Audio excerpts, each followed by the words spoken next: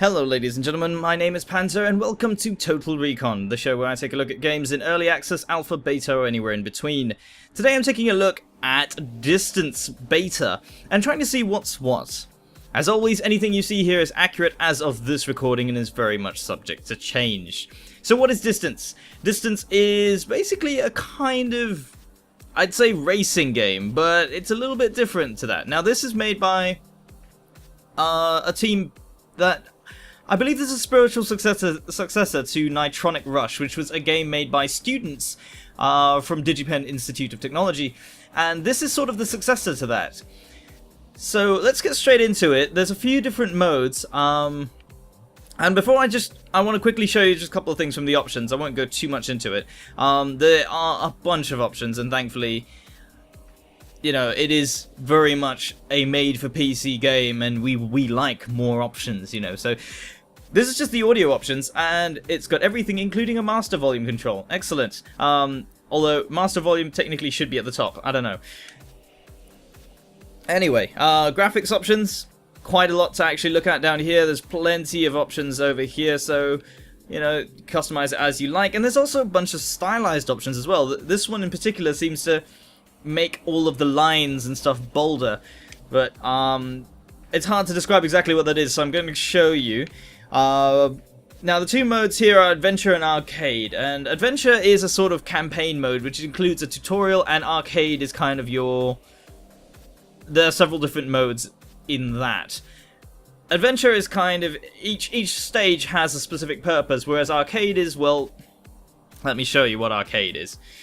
So, a few options here. We've got an online mode, which allows you to complete multiplayer, and split screen mode, which is, of course, two-player local co-op mode. At the moment, we're just interested in solo.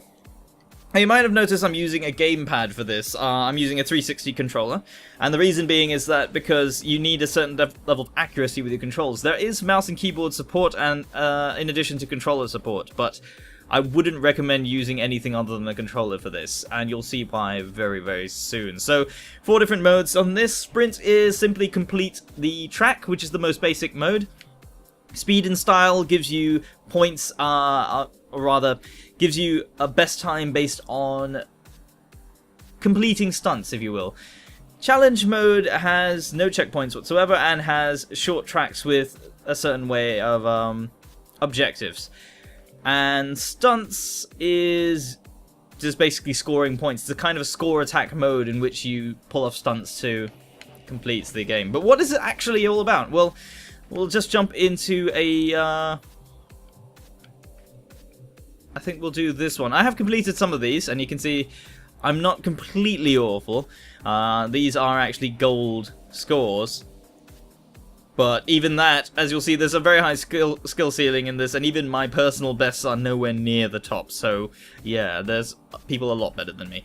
And I'm going to be commentating, so that's not helpful. Alright, so let's have a go on one of the maps that I've already tried. Or tracks, rather. Okay, so as we're loading in here, you'll probably notice the style already. It looks a lot like something out of Tron. And you can see there's thrusters as well. This is it's a car, right? And it has a few different options, and I've crashed already. So, you can hop, and there's a boost mode, which I'm using right here. So, and there's a few obstacles to avoid.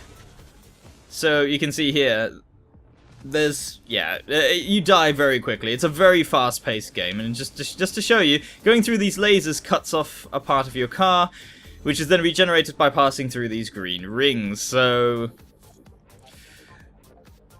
you can kind of see basically what the game is all about, really.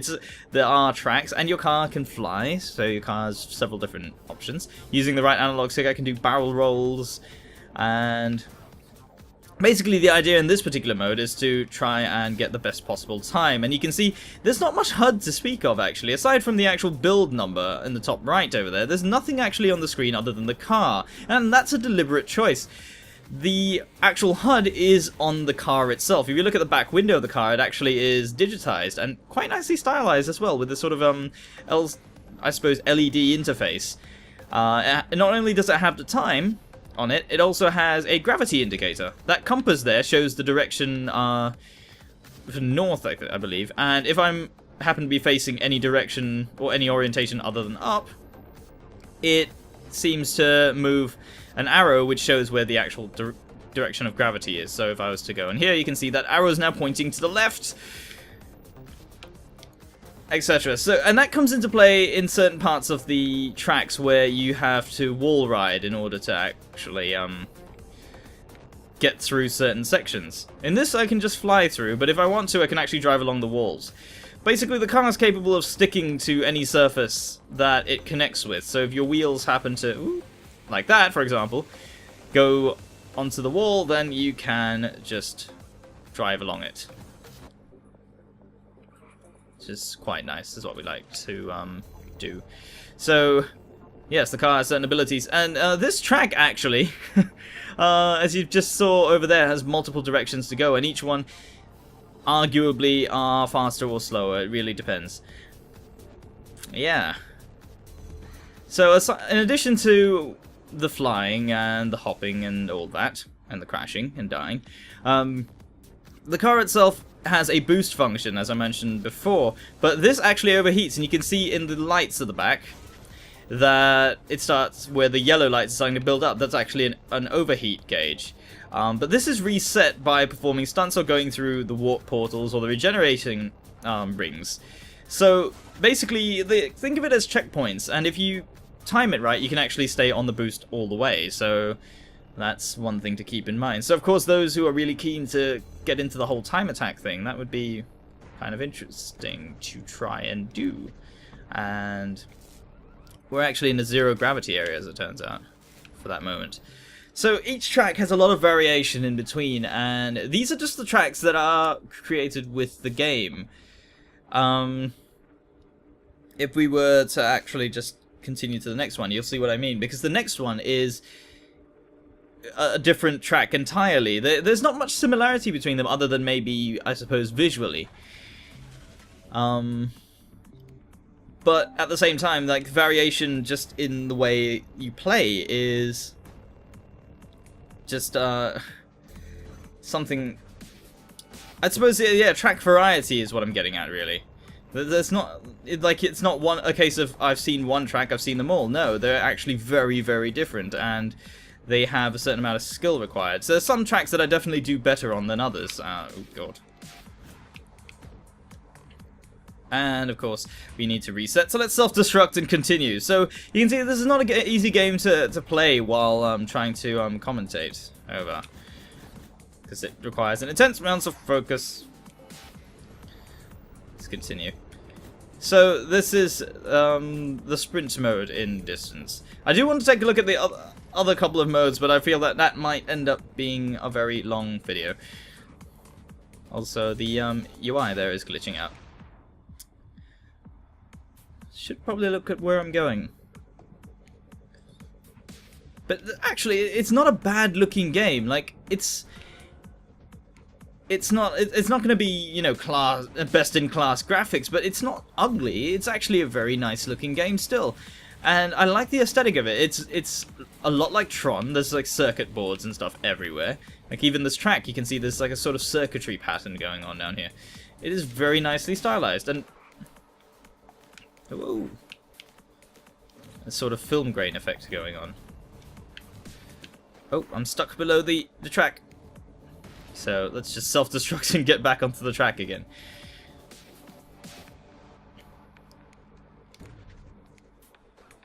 So as you can probably tell, skill ceiling in this game is quite high. It's very accessible though, actually. The controls themselves aren't difficult to get used to, and they seem fairly intuitive for anyone who's actually played any form of driving game. I mean, you're using the triggers on the gamepad to accelerate and brake, and you're using the bumpers to do most of your abilities. So the analog sticks are then free to do things like steer and roll and stuff, which is definitely makes it a lot easier to do.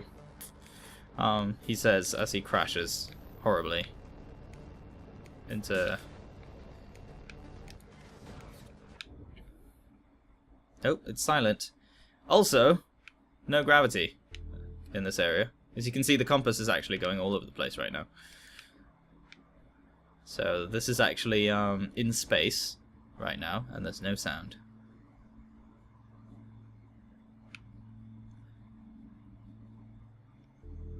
So, yes, let it never be said that they don't vary their settings much.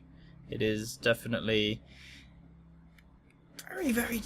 There's a lot of variety in the tracks.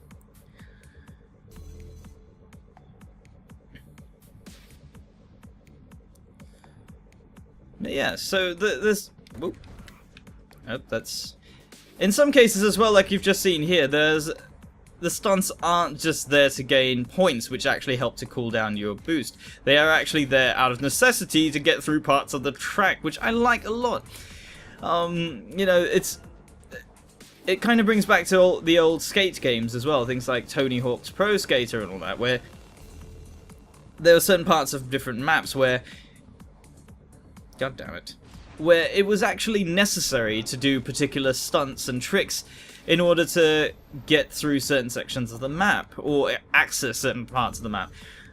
It wasn't just a case of do it to get points. And that's something I really like, because this wall ride, for example, I'm doing this by hopping and actually having to rotate the car over to land back onto the wheels again. It's very nice, actually, and requires a good amount of timing and skill. For example, missing it by a certain amount or jumping at the wrong time can actually lead to you just missing the road completely, which is honestly very... Oh, I almost did it just then. And because of the direction of gravity and the fact that once you do that, gravity takes effect almost immediately, means that it is something that is not easy to do immediately. It does take a bit of practice to get it right. But otherwise, it's very rewarding once you do. And then on top of that, there's these leaderboards that, you know, I mean, I didn't do so well this time. My previous run was better. So I could just restart it and continue going again. But what I'm going to do now is show you some of the other modes as well. Because I think that's what we kind of need to do.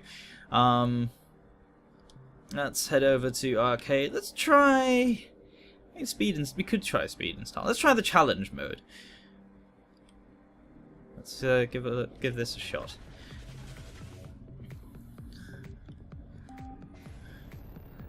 So in this mode there are no restarts. There's no checkpoints to hit. Oh god. So in the other modes, when you crash, you actually start from a particular point in the track. You don't start from the beginning again. Yeah. I think I can see what the theme of this particular track is anyway.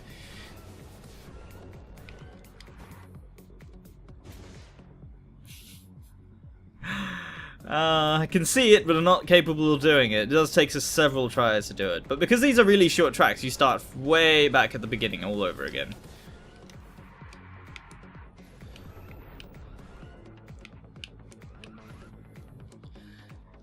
And that's really it. Like, that, according to the game, is a gold medal timing. But even so, if I head over to the global leaderboards, I guarantee you, look at that, 204th. If we just let that sink in for a moment. Look at the timings. Just within the seconds, there's so many places, and the first place several seconds ahead. So you can see the competitive nature as well. It adds to the whole one more go feeling, you know. It's all about replaying to get the better time, get better at it, and that's to me, is kind of a sign of a good kind of game, because it's something that you can pick up and play really quickly. Yet it's not something that you need to spend a lot of time on just to understand. You can pick it up and play immediately, but it just takes a long time to get good at it, you know, get really good at it. So you can see these guys, yeah, they probably know what they're doing. But of course this game is in early access, so everything you see here is subject to change. Let's head back to the main menu and just show you a couple more things. Now, one thing I do want to point out is that there is a level editor built in. I've not actually gone and tested it out for myself to see how good it really is, but I have been on the Steam Workshop and there are loads of levels available. Just looking at the news up on above the title there, you can actually see there's over 150 levels available. Of course, of varying quality and difficulty, but the fact that that's there already at this stage of development is really is definitely something to be commended, because that's how the game's going to continue going. Once you've played all the game's levels from the beginning, you know, what's next after that? So we're just going to quickly have a look at one of these. This is actually a challenge level that I downloaded. And this, you can see there the creator F-Zero Man, credits to you for this map. So this track is actually one of the community-made maps that I'm going to give a try. No idea what I'm getting into. I actually literally just downloaded this before recording, so I do not know what this track is all about. But it was one of the highest rated ones, so I just decided, let's give it a shot. I see. I guess he wasn't kidding about the saws then.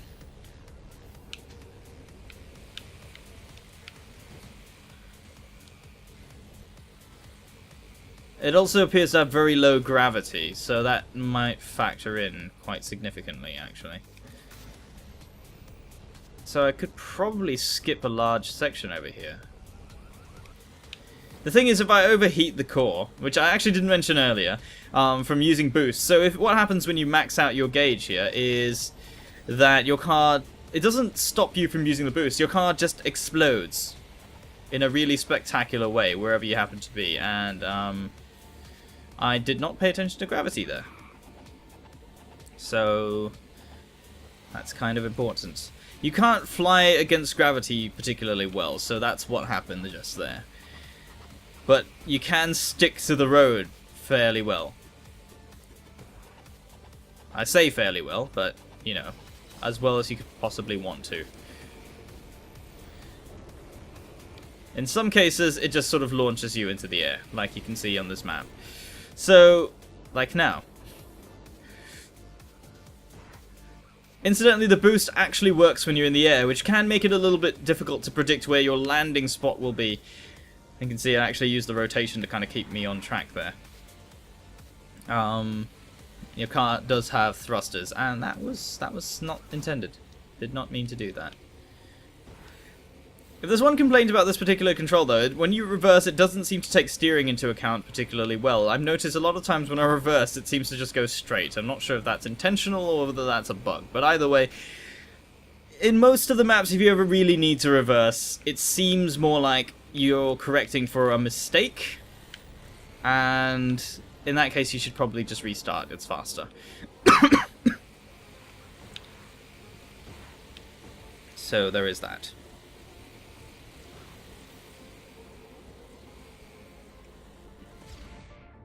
Oh, didn't see where I was going.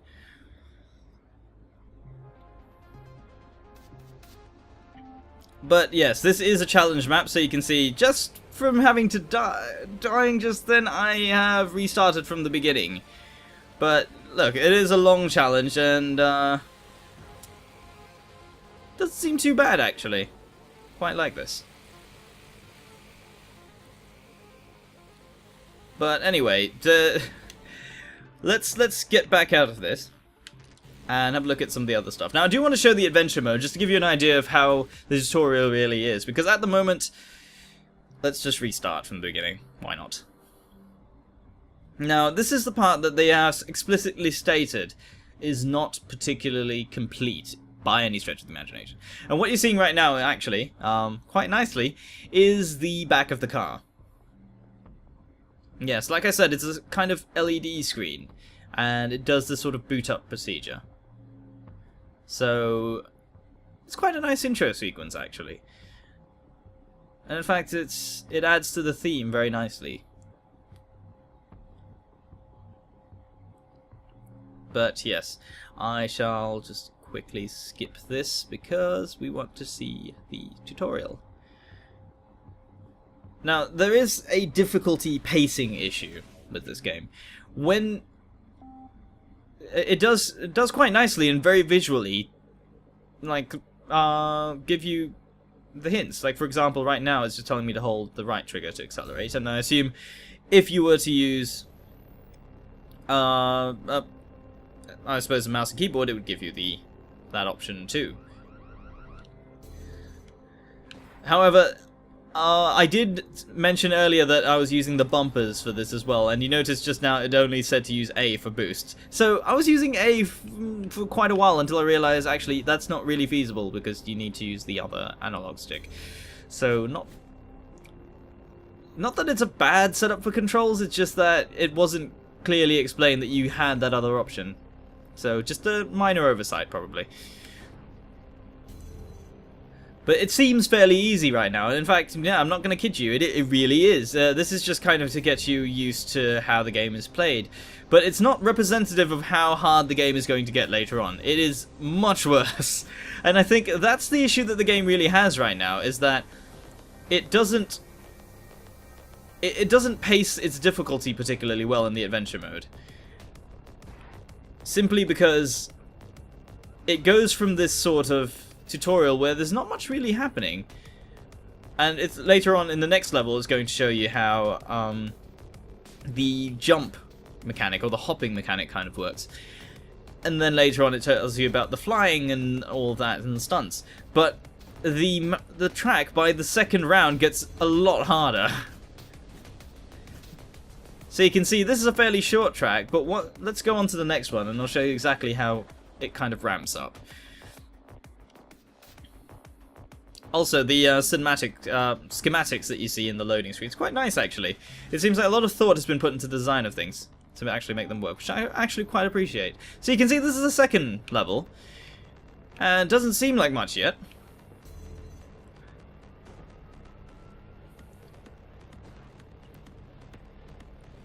It honestly doesn't look like it, but this is actually a lot more difficult. Like, suddenly there's obstacles being introduced to you. Now, I do admit that, yes, they would have had to introduce you to that at some point. But it's kind of done without really any warning. So, of course, for a new player, I can imagine that would be quite sudden, frankly. Okay, so now we're being told to jump. So you can see this is a new mechanic that's introduced to us. But I will admit that they have done well pacing out the tutorials, at least, so that... Oops. So that you're not left lost, essentially. You are given one thing at a time and not being overwhelmed with information. But at the same time, as the adventure mode progresses, it gets more difficult very, very quickly, and I think that could be an issue, just the overall pacing of it. But then again, this is not an easy game, so one could actually argue that maybe that difficulty spike is intentional to kind of really just keep you on your toes. So it could be intentional, I'm not really too sure. But because I've played games like Wipeout, right, and I love Wipeout, by the way, and Mega Race in the past, and this kind of reminds me of that, in the sense that it's very, very fast-paced, and in fact the aesthetic reminds me of Wipeout quite a lot, actually. So, to me, this isn't something that I can't get used to. I can actually figure this out fairly quickly, but it's just I'm wondering for new players whether that's going to be an issue or not. Because obviously I do have a bias in that case, especially with previous experience in that.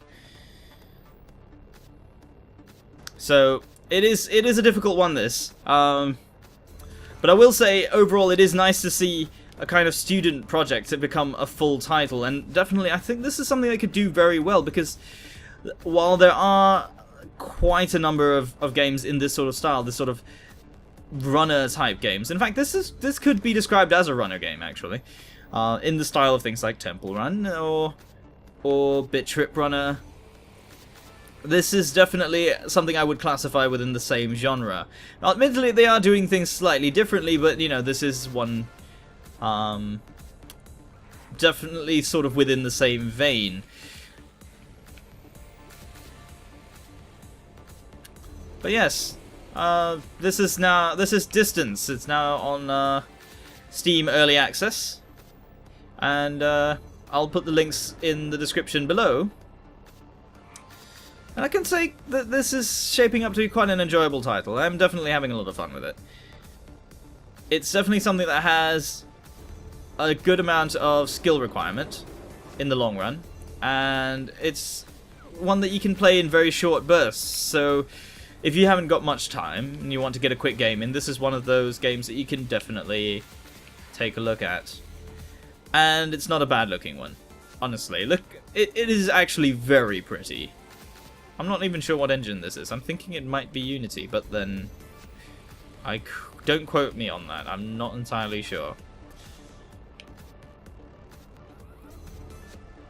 Oh, and did I mention the soundtrack isn't bad actually. If you're into kind of dubstep and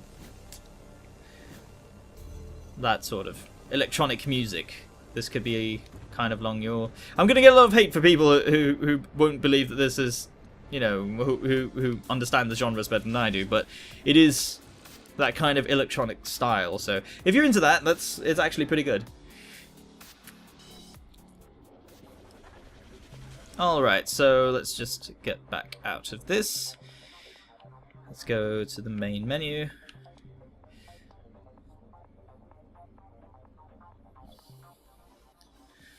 But there it is, that's the Distance Beta. It's now available on Steam Early Access. It's good. It's a good looking game with a lot of replayability to it, and the fact that it's got Steam Workshop support from the get-go means that it's going to have a lot of levels. It already has a lot of levels available made by the community, and that number is only going to grow over time. So, considering how much it could cost in future, I'd say the number of hours you could the number of hours you could probably get out of this is quite high. Couple that with the leaderboards and the sort of kind of competitive nature of this type of game, I'd say that it's one that, especially if you're a fan of the runner type games, this is one that could really entertain you for quite a long time. I will say that yes, the difficulty does spike up very quickly, and it will probably cause a lot of frustration for new players, but then you do get used to it very quickly, and it is very accessible. I mean, the controls are very simple. It's just, I would recommend playing this with a controller only on the basis that, as you can see, based on the pacing, you need accuracy that mouse and keyboard just can't provide. And that's really it. So that's really it for Distance. Thank you very much for watching. My name is Panzer. Check the description down below for the relevant links to this game, and I will see you next time.